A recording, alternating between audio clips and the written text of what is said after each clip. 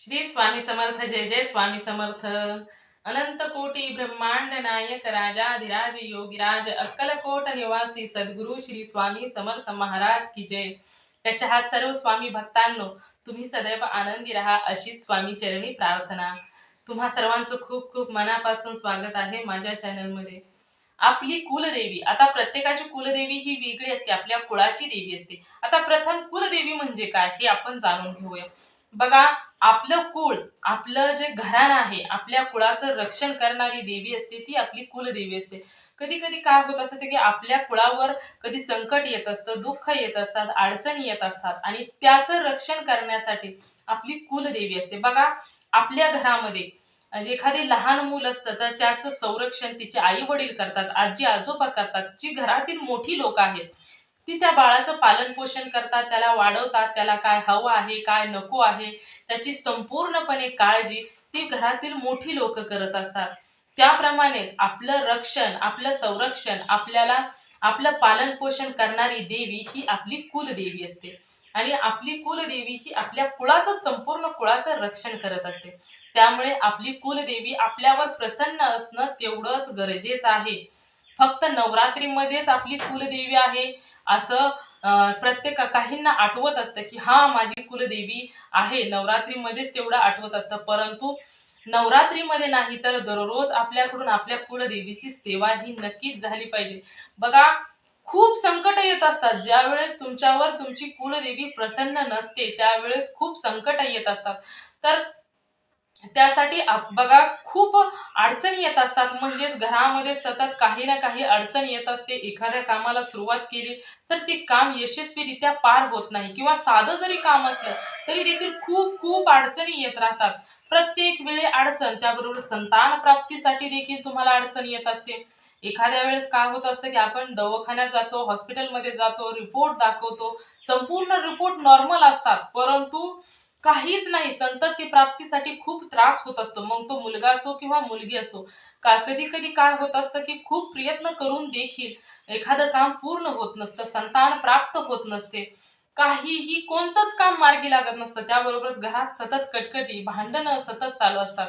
तर हे कशामुळे होत असतं? तर आपली देवी, आपल्या कुळाची देवी ही आपल्यावर प्रसन्न नसते. आणि आपल्या कुळाची देवीची सेवा करणे तेवढेच गरजेचे आहे. बघा, ज्यावेळेस आपण म्हणतो की काही सणांना काही मोजके दिवस दिलेले असतात, परंतु प्रत्येक सणांमध्येच आपली कुलदेवी किंवा नवरात्री आहे म्हणूनच आपली कुलदेवीची आपण सेवा करायची का? तर नाही, दररोज आपल्याकडून आपल्या कुलदेवीची सेवा ही झालीच पाहिजे, कारण दररोज आपली कुलदेवी आपलं रक्षण करत असते. त्यामुळे आपण देखील कुलदेवीची दररोज सेवा करणं तेवढंच गरजेचं आहे. ज्यावेळेस आपल्याकडून आपल्या कुलदेवीची सेवा होईल त्यावेळेस कुलदेवी आपल्यावर प्रसन्न राहील. आणि आपल्यावर कुलदेवी प्रसन्न राहिली तर आपल्यावर कधीही कोणतीही अडचण येत नाही. मग ती संतान प्राप्तीसाठी असू द्या, किंवा एखाद्या कामात यश यश मिळण्यासाठी असू द्या, किंवा घरामध्ये सुख शांती असू द्या, किंवा घरामधील संपूर्ण घरामध्ये एकता असणं हे देखील खूप महत्वाचं आहे. त्यासाठी आपल्या कुलदेवीची सेवा करणं देखील तेवढंच गरजेचं आहे. तर कुलदेवीची सेवा तुम्हाला आज मी तेच सांगणार आहे की साध्या सोप्या पद्धतीने तुम्ही तुमच्या कुलदेवीला प्रसन्न करून घेऊ शकता. तर ती साधी सेवा, सोपी सेवा कोणती आहे? तर प्रथम तुम्हाला एका वर्षातून एकदा तरी तुमच्या कुलदेवीच्या दर्शनासाठी जायचं आहे. मग तुम्ही कधीही एका वर्षातून एकदा तुम्ही कधीही जाऊ शकता. त्याबरोबरच काही लोक श्रावण महिन्यामध्ये जातात, तर काही लोक कधी, पण तुम्ही एका वर्षातून कधीही तुम्ही तुमच्या देवीला, आपल्या कुलदेवीला नक्कीच जाऊन यायचं आहे. तिथे गेल्यानंतर तुम्हाला देवीची खणा नारळानं ओटी भरायची आहे, तिचा पूर्ण कुळाचार करायचा आहे. आणि तुम्ही दररोज जे आठवड्यातील वार येतात, 8 वार येतात, 7 वार येतात, त्या 7 वारांपैकी आपल्या कुलदेवीचा जो वार आहे त्या वारामध्ये तुम्ही कुलदेवीची सेवा करणं गरजेचं आहे. बघा, कुलदेवीचं आता माझी कुलदेवी ही तुळजापूरची आई भवानी आई आहे. तर त्या कुलदेवीचा वार, आणि तसं जर म्हटलं तर प्रत्येक कुलदेवीचा वार हा मंगळवार किंवा शुक्रवार असतो. त्यामुळे तुम्हाला मंगळवारी किंवा शुक्रवारी आपल्या कुलदेवीचा कुळाचार करणं गरजेचं आहे.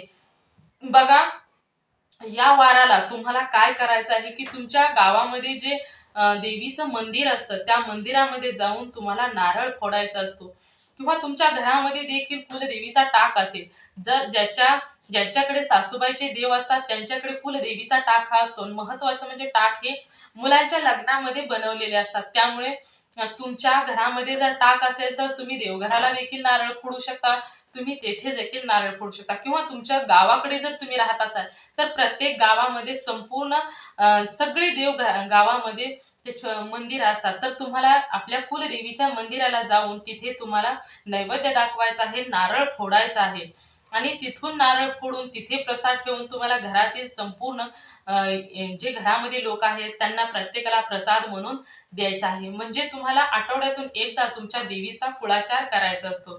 त्याबरोबरच बघा, घरामध्ये एखादं शुभ कार्य असतं, एखाद्या चांगल्या कामाला जरी तुम्ही सुरुवात करणार असाल, मग ते बारसा असू द्या, लग्न असू द्या, किंवा घरामध्ये तुमचं किंवा एका जागेवर प्लॉट घेतलेला आहे किंवा जमीन खरेदी आहे किंवा तुम्ही काहीही असू द्या, तुमचं कोणतंही शुभ कार्य असू द्या, तर तुम्हाला प्रत्येक वेळी तुमच्या शुभ कार्याच्या वेळेस तुम्हाला तुमची कुलदेवी, तर तुम्हाला काय करायचं आहे की तुमच्या कुलदेवीला स्मरण करणं गरजेचं आहे. तुम्ही आठवड्यातील एक वार किंवा तुमच्या शुभ कार्याला देखील तुमच्या कुलदेवीचं स्मरण करायचं आहे. दररोज तुम्ही तुमच्या कुलदेवीचा जे जयकार करायचा आहे. दररोज जरी, आणि जे जयकार करायचं म्हटल्यानंतर काहीही लागत नाही. तुम्ही तुमच्या कुलदेवीचं नाव घ्यायचं आहे आणि तिचा जय जयकार करायचा आहे, एवढंच. आणि दररोज तुम्ही देवपूजा करताना, जसं आपण देवपूजा करताना गणपती बाप्पाचं प्रथम नाव घेतो, श्री गणेशाय नमः म्हणतो, त्याप्रमाणेच तुम्हाला तुमच्या कुलदेवीचं नाव घ्यायचं आहे. आता ज्यावेळेस माझी कुलदेवी ही तुळजापूरची आई भवानी आहे, तर तुळजापूरच्या आईच्या नावानं चांग भलं किंवा आई भवानी यायचं उदो उदो अशा प्रकारे तुम्हाला म्हणायचं आहे आणि तुमच्या देवीचा जय जयकार करायचा आहे. तुम्ही साधी सोपी सेवा करून देखील तुमच्या कुलदेवीला प्रसन्न करून घेऊ शकता. खूप साध्या साध्या गोष्टी असतात, त्यामध्ये खूप मोठं मोठं शास्त्र दडलेलं असतं. त्यामुळे आपली कुलदेवी आपल्यावर खरोखरच प्रसन्न असणं खूप गरजेचं आहे. कधी कधी आपण दुसऱ्या देवांची खूप सेवा करत असतो, खूप त्यांची खूप खूप सेवा करत असतो, परंतु आपण दुसऱ्या देवांची सेवा देखील करायची आहे, परंतु तुम्हाला त्याबरोबर आपली कुलदेवी आपल्यावर प्रसन्न असणं तेवढंच गरजेचं आहे. कधी कधी काय होत असतं की आपण दुसऱ्या देवांची खूप सेवा करत असतो, तरीही अडचणी, दुःख, संकटे ही घरातून जात नाहीत. सतत घरामध्ये अडचणी येत असतात, तर त्याचं कारण असतं ती तुमची कुलदेवी तुमच्यावर प्रसन्न नाही. ज्यावेळेस तुम्ही खूप सेवा करून देखील तुमचं एखादं काम यशस्वीरित्या पार पडत नसेल, तर तुम्हाला एकच उपाय करायचा आहे की तुमची कुलदेवी तुमच्यावर प्रसन्न असणं तेवढंच गरजेचं आहे. आणि वर्षातून एकदा तुम्हाला संपूर्ण जे घरातील जे कर्ते पुरुष आहेत त्यांनी संपूर्ण घरातील किंवा कर्ती व्यक्ती आहे त्यांनी घरातील जे लहान व्यक्तींपासून, लहान मुलांपासून घरातील संपूर्ण कुटुंबातील सर्वांना वर्षातून एकदा तरी आपल्या कुलदेवीचं दर्शन करायचं आहे. आता कुलदेवीचं दर्शन कुठं करायचं, तर जिथे देवीचं तुमच्या मूळ पीठ आहे तिथे जाऊन देवीचं दर्शन करायचं. म्हणजेच आता माझे तुळजाभवानी आईचं मूळ पीठ आहे तुळजापूर, तर मला तिथे जायचं आणि माझ्या घरातील संपूर्ण लोकांना घेऊन तिथे जाऊन देवीचं दर्शन घ्यायचं आहे. तिथे गेल्यानंतर ओटी भरायची आहे, देवीची खणा नारळाने ओटी भरायची आहे, देवीचा जय जयकार करायचा आहे. आणि तुम्हाला तिथे संपूर्ण पूजा विधी पार पाडल्यानंतर तुम्हाला तेथून घरी आल्यानंतर प्रसाद घेऊन यायचा असतो. आणि घरामध्ये संपूर्णपणे सेवा चांगल्या प्रकारे करायच्या. आठवड्यातून एकदा तरी तुम्ही आपल्या कुलदेवीचा कुळाचार हा करायचा असतो. आणि त्याबरोबरच तुमच्या कोणत्याही कार्याला, शुभ कार्याला जाताना देखील तुम्हाला तुमच्या कुलदेवीचं दर्शन घ्यायचं असतं. बरोबरच आपण वर्षातील जे सण येतात आपल्या कुलदेवीचे असतात बघा, चैत्री नवरात्री असते किंवा ही शारदीय नवरात्रीमध्ये आपण आपल्या कुलदेवीची सेवा करायची असतात. जर तुम्ही या दिवसामध्ये देखील तुम्ही तुमच्या कुलदेवीची ओटी भरली किंवा तुम्ही कुलदेवीचा कुळाचार केला, म्हणजेच तुम्हाला 9 दिवस अखंड दीप प्रज्वलित ठेवायचा असतो किंवा तुम्ही जे काही तुमच्या देवीला हवं आहे त्यासाठी तुम्ही प्रोत्साहन द्यायचं असतं. काही जण तर 9 दिवस नवरत्न देखील करत असतात. जी लोक आपल्या कुलदेवीचा नवरात्रीमध्ये 9 दिवस उपवास करतात त्यांच्यावर कुलदेवी ही खूप प्रसन्न असते. कारण कुलदेवीची सर्वात प्रिय सेवा जरी म्हटलं तरी सर्व सेवांपैकी ही देखील सेवा खूप प्रिय आहे. ज्यावेळेस तुम्ही आपल्या कुलदेवीसाठी 9 दिवस उपवास करत असता, ही देखील सेवा केल्यानंतर आपली कुलदेवी आपल्यावर नक्कीच प्रसन्न होत असते. त्याप्रमाणेच नियम अटीनुसार तुम्ही दररोज तुमच्या कुलदेवीची सेवा करायची आहे. कुलदेवीचा कुळाचार हा करणं तेवढंच गरजेचं आहे.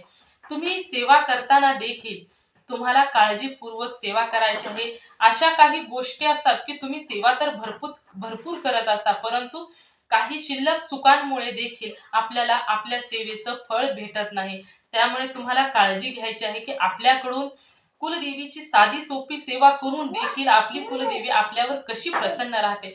आपली कुलदेवी म्हणजे काही जास्त नाही, आपली कुलदेवी म्हणजे आपली आई असते, आई जगदंबा असते. आणि तुम्ही कधीही विचार केला का, लेकराने आईसाठी थोडं जरी केलं तर आई बघा लगेचच खुश होत असते. त्याचप्रमाणे आपली कुलदेवी देखील आपण ज्यावेळेस सेवा करत असतो त्यावेळेस आपली आई आई जगदंबा ही आपल्यावर लगेचच खुश होत असते, आपल्यावर प्रसन्न होत असते. त्यामुळे आपल्याला आपल्या कुलदेवीची सेवा करणं खूप गरजेचं आहे. ज्यावेळेस आपली कुलदेवी आपल्यावर नाराज होत असते त्यावेळेस आपल्या घरामध्ये वाईट भयंकर परिणाम आपल्याला भोगावे लागतात.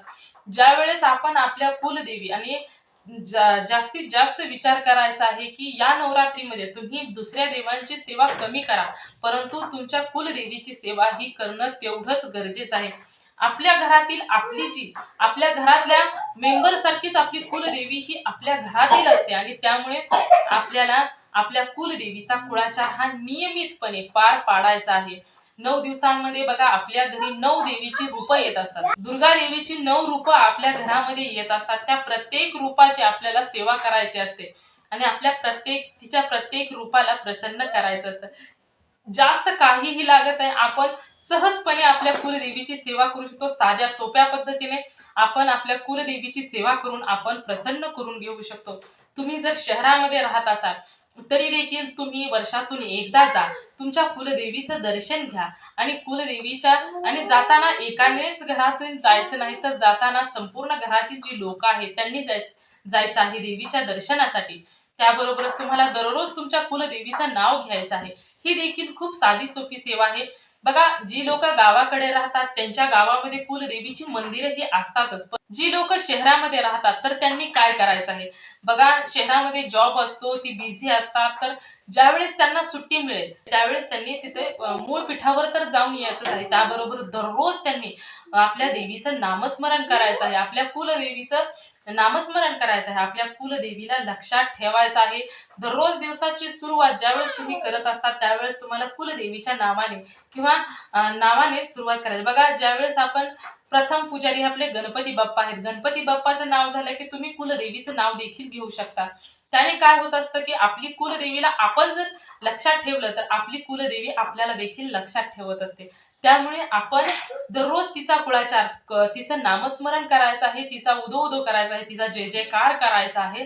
हे देखील तेवढंच महत्वाचं आहे. जर तुम्ही बाहेर राहत असाल तर ही तुम्ही तोंडाने देखील देवीचं नामस्मरण करू शकता. तुम्हाला दररोजची पूजा करायची आहे. त्याबरोबरच तुम्हाला मंगळवार शुक्रवार जे देवीचे वार आहेत त्या देवीच्या वाराला तुम्हाला देवीला नैवेद्य दाखवायचा आहे. आता दररोज तर दाखवतो, परंतु देवीला गोड नैवेद्य दाखवायचा आहे आणि गोड नैवेद्य दाखवून तिचा जय जयकार करायचा आहे. शक्य असल्यास तुम्ही आठवड्यातून एकदा तरी तुमच्या देवीच्या नावाने नारळ फोडायचा आहे देवाला.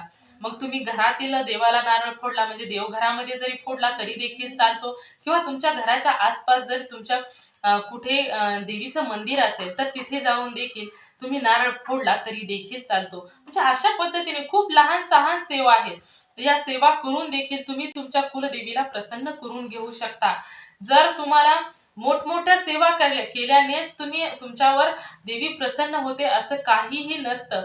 त्याबरोबरच आपला प्रामाणिकपणा ते देखील तेवढंच महत्वाचं आहे. आपण किती प्रेमाने, आपण किती विश्वासाने एखादी सेवा करतो ते देखील तेवढंच महत्वाचं आहे. काही लोक बघा आपल्या देवघराच्या समोर अखंड दीप प्रज्वलित ठेवत असतात. ही देखील खूप मोठी सेवा आहे. बघा, ज्या घरामध्ये अखंड दीप प्रज्वलित असतो त्या घरामध्ये कोणत्याही प्रकारची वाईट शक्ती प्रवेश करत नाही. कारण अखंड दीप म्हणजेच जिथे दिवा असतो त्या घरामध्ये कोणत्याही नकारात्मक शक्ती प्रवेश करत नाही. त्या घरामध्ये सदैव सकारात्मकताच असते. त्यामुळे काही तुम्ही ही देखील खूप प्रभावी सेवा आहे. तुमच्या कुलदेवीच्या नामस्मरणाने देखील आणि त्याबरोबरच तुम्ही घरामध्ये अखंड ज्योत प्रज्वलित ठेवून देखील तुम्ही तुमच्या कुलदेवीच्या स्मरणार्थ तुम्हाला दीप प्रज्वलित ठेवायचा आहे. त्याने देखील तुमच्यावर कुलदेवीची कृपाही राहते. त्याबरोबर तुम्ही घरामध्ये कुलदेवीला स्मरणार्थ तुम्ही मंगल कलशची स्थापना करायची आहे. याने देखील घरामध्ये खूप प्रसन्नतेचं वातावरण होतं आणि तुमची कुलदेवी ही तुमच्यावर सदैव प्रसन्न राहत असते. कोणतीही सेवा करायची आहे. खूप साध्या साध्या सेवा करून देखील तुम्ही तुमच्या कुलदेवीला प्रसन्न करू शकता. जास्त काहीही लागत नाही. तुम्हाला कोणत्याही खर्चात पडायची गरज नाही. एका वर्षातून एकदा तरी तुम्ही संपूर्ण वर्षातून आपल्याला 365 दिवस असतात. त्या 365 दिवसातून तुम्ही एकदा तरी तुम्ही तुमच्या कुलदेवीला जाऊ शकताच आणि जायचंच आहे. कारण ती आपल्या कुळाची देवी आहे आणि आपल्या कुळाची देवी म्हटलं की ती आपल्या संपूर्ण कुळाचं रक्षण करणारे आहे. त्यामुळे आपल्या कुळाच्या देवीची सेवा करणं ही प्रत्येक म्हणजे प्रत्येकाचं कर्तव्य आहे. कसं ज्यावेळेस आई आणि लेकराचं ज्यावेळेस लेकराची सेवा आई करत असते त्यावेळेस ती तिचं कर्तव्य पार पाडते. परंतु ज्यावेळेस लेकराची वेळ येते त्यावेळेस लेकरानं देखील आपल्या मुलानं देखील आईची सेवा ही केलीच पाहिजे. हे देखील तेवढंच सत्य आहे. ज्यावेळेस तुम्ही तुमच्या आई जगदंबेची सेवा करत नसता त्यावेळेस तुम्हाला बाहेरच्या वाईट शक्तींना किंवा तुमच्यावर संकट येणारा आमंत्रण द्यावं लागत नाही. ते आपोआपच घरामध्ये येत असतात. त्यामुळे आपलं कर्तव्य आपण नियमितपणे पार पाडणं हे देखील तेवढंच गरजेचं आहे. त्यामुळे तुम्हाला साध्या साध्या सेवा करून तुमच्या कुलदेवीला प्रसन्न करू शकता. त्यासाठी तुम्हाला कुठेही जास्त खर्च करण्याची गरज नाही किंवा तुम्हाला जास्त सेवा करण्याची देखील गरज नाही. या नवरात्रीमध्ये तर आपण 9 दिवस देवीची सेवा करतच असतो. त्याबरोबर आपली कुलदेवी आपल्या प्रसन्न राहण्यासाठी आपण खूप काही सेवा करत असतो. त्यामुळे दररोज काही सेवा आपल्याकडून होत नाही. त्यामुळे 9 दिवसामध्ये तर सेवा करत असतो. त्यामुळे दररोजची जी सेवा आहे ही साधी सोप्या सेवा आहेत आणि ही सेवा आपल्याला काही दररोज काहीही सेवा करावी लागत नाही. फक्त आठवड्यातील एक वार आपल्या देवीचा वार असतो.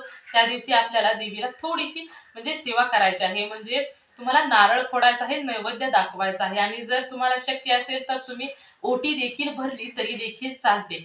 त्यामुळे अशा प्रकारे तुम्हाला तुमच्या कुलदेवीची सेवा करायची आहे आणि तुमच्या कुलदेवीची सेवा करून तुम्हाला तुमच्या कुलदेवीला तुमच्यावर प्रसन्न करून घ्यायचं असतं. तर एवढीच माहिती तुम्हाला सांगायची होती की साध्या पद्धतीने देखील तुम्ही तुमच्या आई जगदंबेला तुम्ही तुमच्या कुलदेवीला प्रसन्न कशा पद्धतीने करू शकता. तर मी आशा करते की तुम्हाला संपूर्ण माहिती समजली असेल. तर तुम्ही सर्वांनी मिळून माझा व्हिडिओ शेवटपर्यंत ऐकला त्याबद्दल मी मनापासून तुमची आभारी आहे. श्री स्वामी समर्थ. जय जय स्वामी समर्थ.